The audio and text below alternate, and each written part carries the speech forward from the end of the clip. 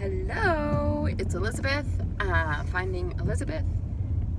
And why do I start off every video saying the exact same thing? What's going on, people? It is Tuesday afternoon. I am just coming from a meeting at Walt Disney, and the traffic is all of the horrible. It's gonna take me like 2 hours to get home. So I thought I'd make a car video on my weight loss surgery YouTuber topic of the week, which is what has been the most significant mental mind fuck along your weight loss surgery journey, and how have you dealt with it? If you would like to make a video on that topic, I would love it. Please let me know, and if I have your permission, I will also create a playlist on this channel where other people can watch the videos. All right, so, and I have to say, the backseat of my car is perpetually messy. It is always messy. Last night, I had a barbecue. It was a pool. I put a bunch of stuff in my car to take down there, and I obviously didn't take it all out. I took all the food things out, but there's various things back there.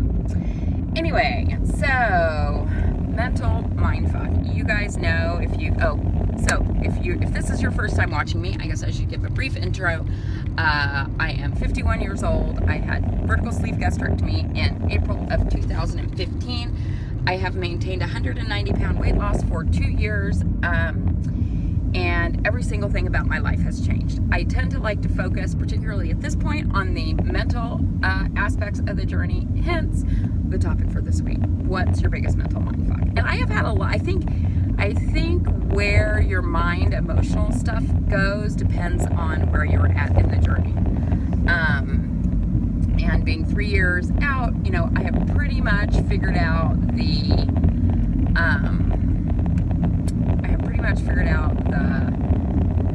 what I need to do, what I need to eat, what I need to drink, how I need to exercise, the things that I need to do to maintain and continue my weight loss. So now it's all about what's up here. And along the way, there have been a lot of different ones, but here's the one that I really think of as a true mindfuck. Sorry, I'm saying the F word so many times. I usually say it a lot, but because it's in the topic of the video, it's probably going to be way more. And this is one that in 1,000 feet. Sorry. Stay to the right. Waze is telling me where to go because the traffic is really bad, so it's going to send me on all the side streets and all places. So this is something that the issue itself is something I've been struggling with my whole life, but it's interesting to me. Stay to the right. 2 I-5 South, Los Angeles. What a mind fuck it has been to actually start to heal this issue and the things that's brought up. And I feel like I'm making tremendous progress, but this is, it has certainly been a process.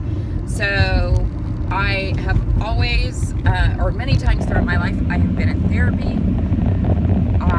The last time and most significant time I went to therapy I started about 8 years ago. My son was 13. I thought that he needed therapy because of some issues with his dad, and then as it happened, his dad passed away about a year later. So it was good that we had started it when we had.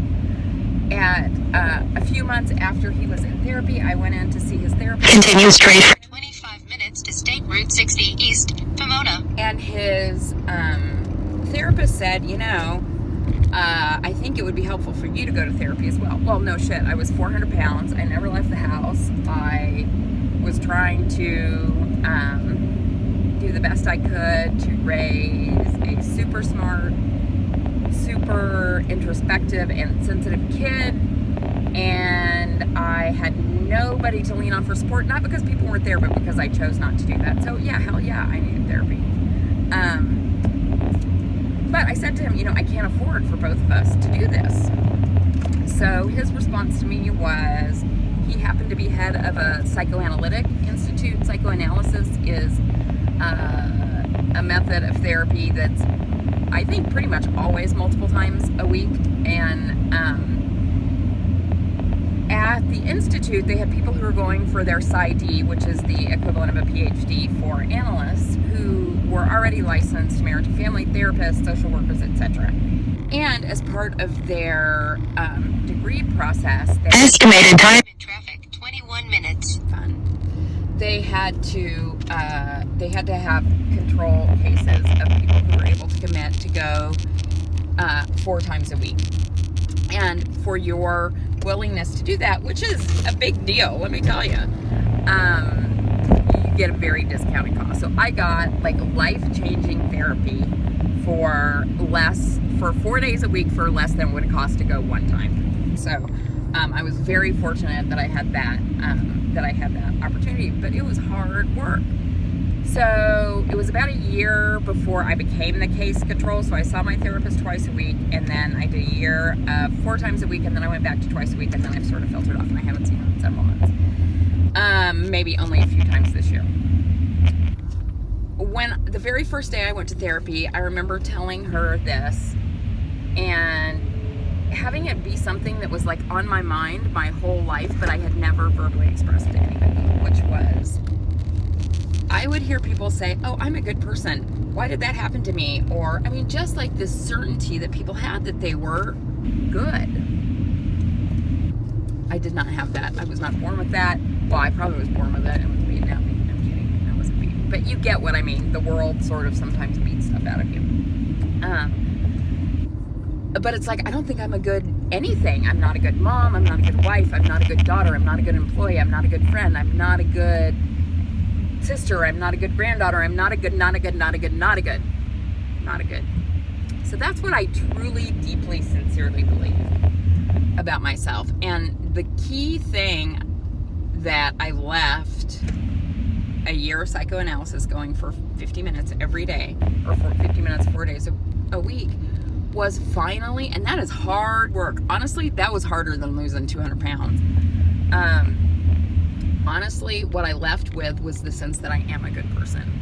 And that's huge, because if I hadn't come to that realization, I don't think I ever would have had weight loss surgery, because I just didn't think I deserved it. So I don't know how old I was then, like 45 or something.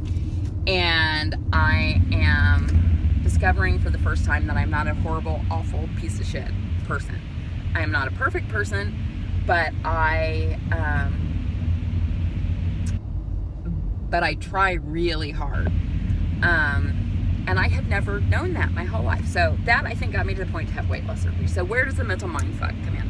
So what I think has been the mental mindfuck that I'm focused on right now, particularly as I really hone in on what that means to me, is accepting my worthiness as a person. So I've spent my whole life believing I wasn't worthy of love, of friendships, of good family relationships, of financial security, of the great jobs that I have always had the opportunity to have. I didn't deserve for people to do things for me or be there for me. I was not worthy of any of these things. And in my head, I think I attached that to my weight. Nobody's ever going to love me because I'm fat. Romantically, nobody ever wants to be my friend because I'm fat. No, if I go anywhere with my family, they're embarrassed and ashamed of me because I'm fat. And so on and so on and so on. So, I had a little better sense of my worth when I started the weight loss surgery process. Nowhere near what it is now, but I had an iota of a sense of it, or I don't think I would have ever done that for myself and made the sacrifices that I needed to make to lose this weight and keep it off. However, the first, I say, this video is going to be like 9 hours long. I may do it in 2 parts. But anyway, I like to say that, I thought, because like when I was about a year post-op, I would see people going through their own mental mindfucks, the period of like emotional roller coaster when things are changing, relationships are changing. And I was like, well, that's not happening to me. That's probably not happening to me because I was older when I had surgery. I was 48 or 47. I don't even remember now. But anyway, I was older when I had surgery, and that's probably why I'm not having this emotional roller coaster, because, I'm older and more mature. You know what I think it is? And this is my own hypothesis based on no data whatsoever. I think it has to do with your mental mindfuck doesn't really start until about a year after you've been at a semi-normal weight. So, because I was 400 pounds when I started, it took me longer to get there than some other people. So what do I find out when I'm there? Well, what I realize in that the first year, not after weight loss surgery, but it was probably like the second year of weight loss surgery, or like 18 months post-op, when I started engaging in life and dating and trying to invest in friendships peripherally, because I didn't quite get it yet. I found out that, oh my God, look, yes, I can go out on dates all the time. I know that men are attracted to me, but look, I'm still picking douchebags, right? So how could I always thought that was about my weight and not having opportunities, and look, yet here I am not there. I've made so much progress, yet I'm still doing the same things. And look, wait a minute, I'm not 400 pounds anymore, and I'm, initiating these relationships and friendships, and it's hard fucking work, and there is drama and pain and growth and learning that some people you thought were great friends don't end up being great friends, or some people who you didn't invest much time in end up being great friends. I mean, it's all the things. And I had always blamed all the stuff on my weight, that the reason I didn't feel worthy was because I was fat, Okay, so over the last year, I think I have really begun to own and feel my worthiness. And you guys may laugh at this and say it's not quite the case, but there are some ways in which I've seen that show up in my life. And then I'm going to give you some examples of the way I'm still struggling with it and trying to figure it out. Okay, so, I'm the selfie queen, right? Do all the selfies. It's pretty fantastic when you, number one, get the angle right, and number two, when you start to realize that that you're pretty, and you see it, and other people see it, and you get a lot of validation from that when you haven't taken a picture in 100 years. And I also liked the sexy selfie, and I would actually give tips and pointers to people on how to take sexy selfies. You know what I realized the other day? I was looking through my phone to send a picture to somebody. I was like, there are no selfies on here. There are definitely no sexy selfies on here.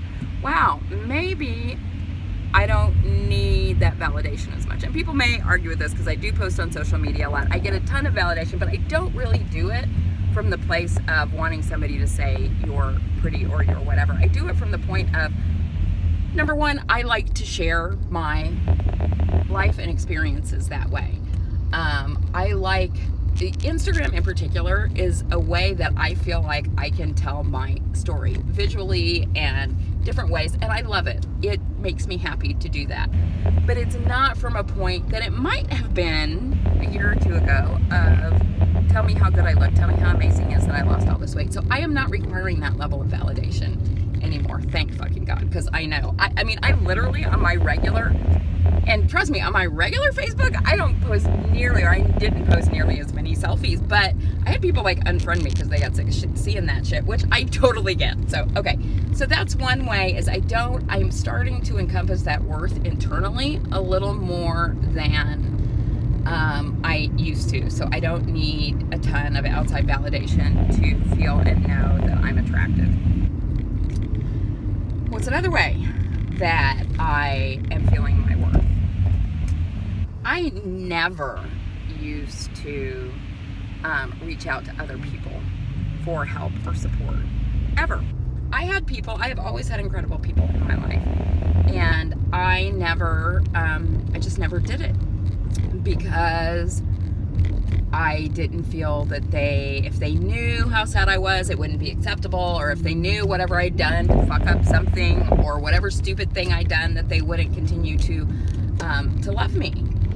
And now, honestly, it is basically the first thing I do. When something happens that's upsetting to me, I know I have a handful of people, and sometimes it's a different person based on what the situation is, but I have a handful of people I can get on the phone and cry with, and I can say, oh my God, I did this really stupid thing. I can be truly vulnerable and authentic in my friendships, and part of that is asking for help when I need it. And I mean, this is coming from a kid who basically raised herself, who there was nobody ever there for, and that sort of ingrained this belief in me.